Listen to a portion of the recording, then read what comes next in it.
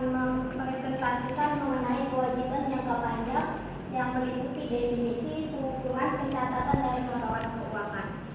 Dengan saya di sini Suci Limaita sebagai moderator dan teman saya Zela Agustiana sebagai pemateri 1, saya Windows Saktimana sebagai peserta. Baik, langsung saja kita membahas apa itu kewajiban jangka panjang. Yang pertama akan dibahas oleh teman saya, Zela. Baik, yang pertama itu kami akan membahas tentang definisi. Jadi kewajiban jangka panjang itu sama dengan utang atau perikatan yang jatuh tempo lebih dari 1 tahun atau 1 siklus operasi normal. Jadi kewajiban jangka panjang adalah utang atau kewajiban perusahaan yang jatuh temponya lebih dari 1 tahun atau 1 siklus operasi normal perusahaan. Artinya perusahaan tidak harus melunasi dalam waktu dekat, tapi tetap punya tanggung jawab di masa depan.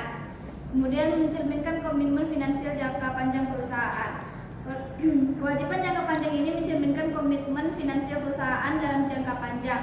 Jadi semakin besar nilainya, semakin besar juga tanggung jawab perusahaan di masa depan. Kemudian penting untuk menilai kemampuan perusahaan memenuhi kewajiban di masa depan. Nah, selain itu, kewajiban jangka panjang juga sering digunakan oleh investor dan kreditur untuk menilai apakah perusahaan mampu membayar utangnya di masa depan, seberapa sehat kondisi keuangan perusahaan, dan tingkat risiko jika berinvestasi di perusahaan tersebut. Kemudian ada jenis-jenis kewajiban jangka panjang. Yang pertama itu ada obligasi atau bonds, yaitu surat utang jangka panjang yang diterbitkan perusahaan. Jadi obligasi ini adalah surat utang yang diterbitkan perusahaan kepada investor. Jadi perusahaan meminjam uang dari masyarakat dan berjanji akan membayar bunga secara berkala, mengembalikan pokok utang saat jatuh tempo. Ini biasanya digunakan untuk pendapatan dana besar tanpa harus ke bank. Kemudian yang kedua itu pinjaman bank jangka panjang, utang dengan tenor lebih dari 1 tahun. Ini adalah pinjaman dari bank dengan jangka waktu lebih dari 1 tahun. Contohnya itu kredit investasi, kredit modal kerja jangka panjang. Biasanya ada bunga dan jadwal cicilan yang harus dibayar secara berkala. Kemudian yang ketiga itu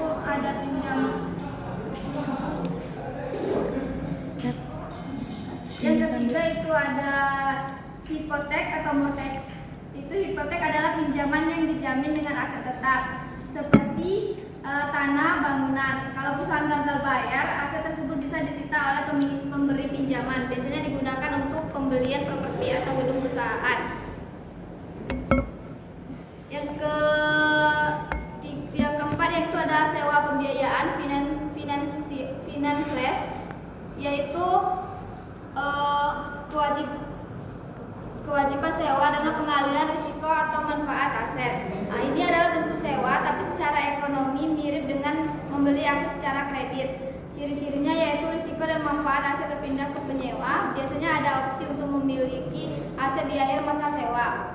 Yang kelima yaitu ada sewa pembiayaan.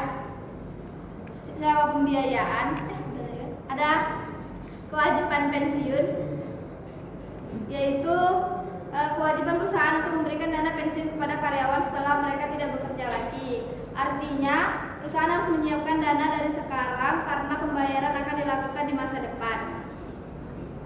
Kemudian yang terakhir yaitu yang keenam, utang jangka panjang lainnya. Misalnya itu utang kepada pihak berelasi kontak derivatif jangka panjang. Kategori ini mencakup kewajiban lain yang tidak masuk ke jenis utama.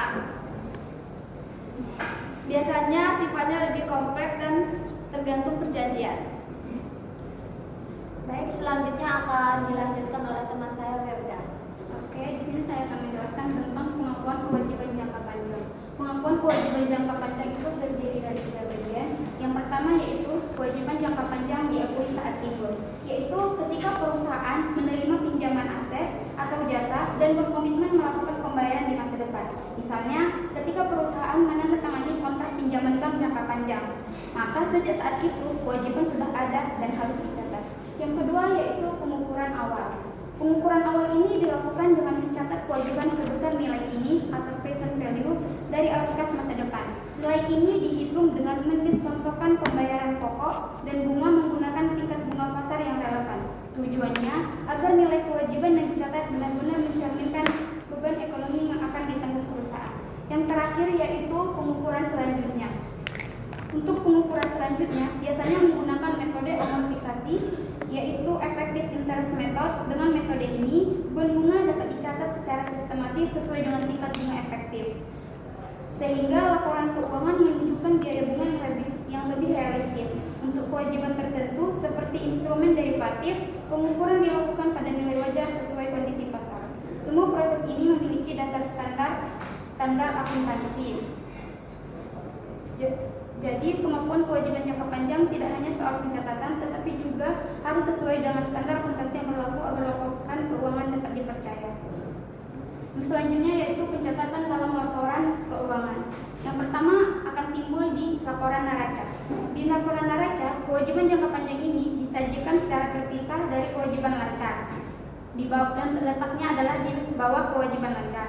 Hal ini penting agar pengguna laporan keuangan bisa membedakan mana kewajiban yang harus segera dibayar dalam waktu dekat dan mana yang jatuh tempo dalam jangka panjang. Yang kedua akan muncul di CALK atau yang kita kenal dengan catatan atas laporan keuangan. Perusahaan wajib memberikan penjelasan yang lebih detail, misalnya sifat kewajiban, jadwal pembayaran, tingkat bunga, serta ketentuan yang relevan dari kewajiban jangka panjang tersebut. Informasi ini akan membantu investor dan kreditur memahami risiko dan komitmen perusahaan. Berikut adalah contoh pencatatan jurnal ketika terjadi. Yang pertama adalah saat menerima pinjaman. Dapat kita lihat ketika menerima pinjaman tentunya kas kita akan bertambah di sebelah debit dan tentunya utang juga bertambah karena adanya pinjaman dan di sebelah kredit. Yang kedua adalah saat kita membayar angsuran pokok. Dengan kata lain, kalau kita ada membayar otomatis kas kita berkurang di sebelah kredit dan utang jangka panjang kita juga akan berkurang di sebelah debit. Dan untuk pencatatan bunganya sendiri, yaitu beban bunganya bertambah di sebelah debit dan akun penyandingnya bisa dijadikan ataupun utang bunga. Dengan pencatatan seperti ini, laporan keuangan akan mencerminkan posisi kewajiban perusahaan secara akurat. Investor dan kreditur bisa menilai apakah perusahaan mampu memenuhi kewajiban jangka panjangnya, dan manajemen juga bisa menggunakan informasi ini untuk merencanakan strategi keuangan di masa depan. Saya kembalikan pada Anda.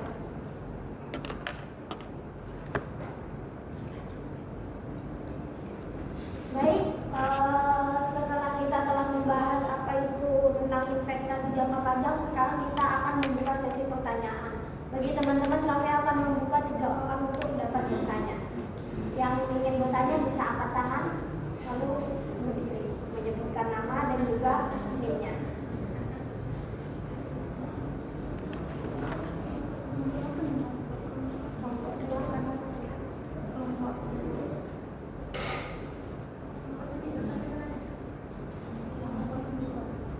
Sudah pada tahu.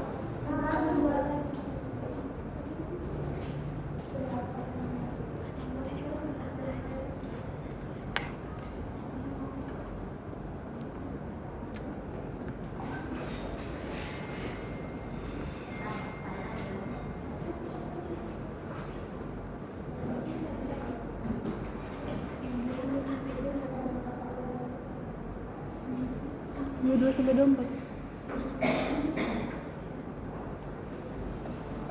Dah, Mbak Dona. Baik, Siti Ramadhana bisa berdiri dan menyebutkan nama dan NIM-nya.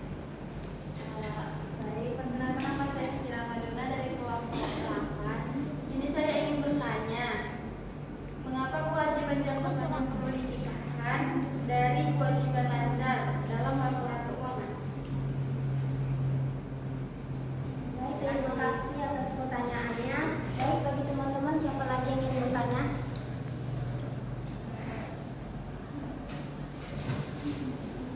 Baik, perkenalkan nama saya Siti Rawati dari kelompok 8. Ingin bertanya, apa risiko bagi perusahaan jika salah dalam mengakui atau mengukur kewajiban jangka panjang? Terima kasih. Baik, tersisa 1 orang untuk bertanya. Siapa lagi?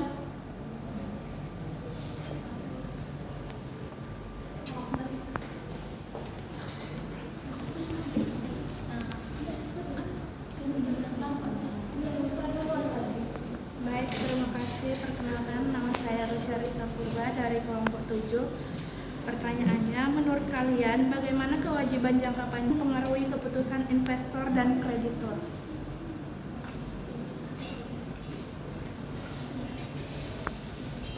Baik, selanjutnya dari pertanyaan yang telah ditanyakan akan dijawab oleh pembahas. Baik, teman-teman, di sini saya akan menjawab pertanyaan Mbak Siti Ramadhana. Pertanyaannya tadi tentang pemisahan kewajiban jangka panjang dengan kewajiban lancar. Alasan kenapa harus dipisah? Karena pemisahan ini penting untuk memberikan gambaran yang jelas mengenai kemampuan likuiditas perusahaan dalam jangka pendek dan stabilitas keuangan dalam jangka panjang. Jika tidak dipisah, pengguna laporan keuangan akan kesulitan menilai apakah perusahaan mampu memenuhi kewajiban jangka pendeknya. Dan bagi investor dan kreditor, informasi ini juga membantu mereka dalam menilai risiko, terutama risiko gagal bayar. Kewajiban jangka panjang terlalu besar juga menunjukkan beban kerugian yang berat, beban keuangan yang berat di masa depan. Apakah jawabannya sudah memuaskan, Mbak Dona? Sangat puas. Baik, saya akan menjawab pertanyaan dari Tera, yaitu apa resiko bagi perusahaan jika salah dalam mengakui atau mengukur kewajiban jangka panjang. Jadi jika perusahaan salah dalam mengakui atau mengukur kewajiban jangka panjang, maka laporan keuangan bisa menjadi menyesatkan. Contohnya, kewajiban yang terlalu kecil maka laba terlihat lebih besar dari yang sebenarnya. Kemudian kewajiban yang terlalu besar maka perusahaan terlihat lebih berisiko. Hal ini bisa berdampak pada keputusan yang salah dari investor, kreditur, bahkan manajemen sendiri, dan bisa menurunkan kepercayaan terhadap perusahaan. Oke. Terima kasih, Tera. Baik, di sini saya akan menjawab pertanyaan dari Mbak Rizka. Tadi pertanyaannya bagaimana kewajiban jangka panjang tersebut dapat mempengaruhi keputusan investor dan kreditur. Kewajiban jangka panjang itu sangat mempengaruhi keputusan karena menunjukkan tingkat risiko dan struktur modal perusahaan. Investor akan melihat apakah perusahaan terlalu banyak utang yang nantinya bisa mengurangi keuntungan di masa depan. Kreditur juga akan menilai kemampuan perusahaan dalam membayar utangnya sebelum memberikan pinjaman tambahan. Jika kewajiban jangka panjang terlalu tinggi, maka perusahaan dianggap berisiko tinggi. Sebaliknya, jika dikelola dengan baik, utang bisa membantu perusahaan berkembang dan meningkatkan nilai usaha. Jawabannya bisa. Terima kasih. Baik, kita sudah mencapai ujung dari pembahasan presentasi pada hari ini. Sebelum saya menutup presentasi pada hari ini, saya akan menyimpulkan apa yang telah dibahas oleh teman-teman saya, yaitu mengenai investasi jangka panjang adalah utang perusahaan yang jatuh tempo lebih dari 1 tahun, yang mana di sini investasi utang jangka panjang ini sebagai sumber pendanaan, dan juga penyajiannya juga harus dipisahkan dengan utang jangka pendek di laporan keuangan, karena akan berdampak untuk mempengaruhi keputusan investor maupun kreditur. Oleh karena itu, kewajiban jangka panjang menjadi indikator penting dalam menilai kesehatan dan keberlanjutan perusahaan. Sampai di sini, terima kasih kepada teman-teman semua yang telah memperhatikan. Wassalamualaikum warahmatullahi wabarakatuh dan selamat pagi. Waalaikumsalam warahmatullahi wabarakatuh. Selamat pagi.